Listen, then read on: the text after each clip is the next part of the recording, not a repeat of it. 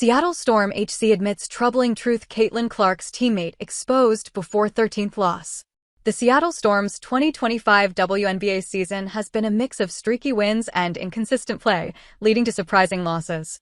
Coming into the 2025 WNBA season, there was a sense of cautious optimism when it came to the Seattle Storm.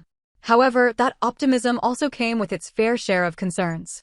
Having lost their locker room leader, Jewell Loyd, to a controversial trade, there were some concerns about whether the team would be able to leave it all behind and improve on their 2024 WNBA season.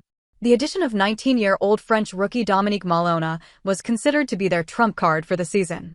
Having proven veterans on their roster like Skylar Diggins and Nneka Ogwumike, the team was confident in taking the next step and competing for a championship.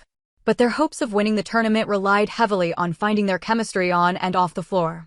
Their off-season addition, Alysha Clark, even said so during a pre-season press conference. She said, "I think we have enough talent on this roster to win a championship, but there are so many new pieces that have to find the chemistry and gel, so we're taking it one day at a time." However, with 2/3 of the season already passed by, the Storm seems no closer to completing the championship. If anything, they seem worse off than they were last year. After their loss last night against the resurgent Indiana Fever without Caitlin Clark, the Storm are sitting 6th in the league with a 16-13 record. Unlike the usual case, however, this time it wasn't Kelsey Mitchell in Caitlin Clark's absence, but Aaliyah Boston who led the Fever to victory. While Kelsey Mitchell had a rare off day at the office, Aaliyah Boston led with a dominant two-way play. She ended the game with a 16-point and 12-rebound double-double. Throughout the game, she was a nuisance for Seattle Storm's head coach, Noelle Quinn, and her game plans. Speaking at a press conference after the game, she explained how Aaliyah Boston disrupted their plans to contain her. She explained the same, saying, "We took off our blitzes on Mitchell, and we just started playing solid. They were going for guard-to-post action swipes, which is tough to defend because now your guard has to either switch or be disruptive. Hedge onto Boston, so where they put her on the floor, and then you know how she established real estate in the paint. She's a difficult matchup because of her power and her aggressiveness down low." Coach Quinn's comments were, of course, entirely correct. With Aaliyah Boston's heat map during the offensive sets barely getting out of the free throw line, it was an intended plan from the Indiana Fever to exploit this ploy and get Boston easy shots. This plan worked exactly how they envisioned, as all of Aaliyah Boston's shots were attempted from the paint. While some may want some diversity in her shots, we think, if it ain't broke, don't fix it. This loss to the Indiana Fever is a particularly big one. With the Storm facing a direct competitor for playoff positions and an opponent higher than them in the standings, a win could have switched things up in the long run. Not to mention, winning the game would have given them a chance to tie and then eventually win the season series against the Indiana Fever.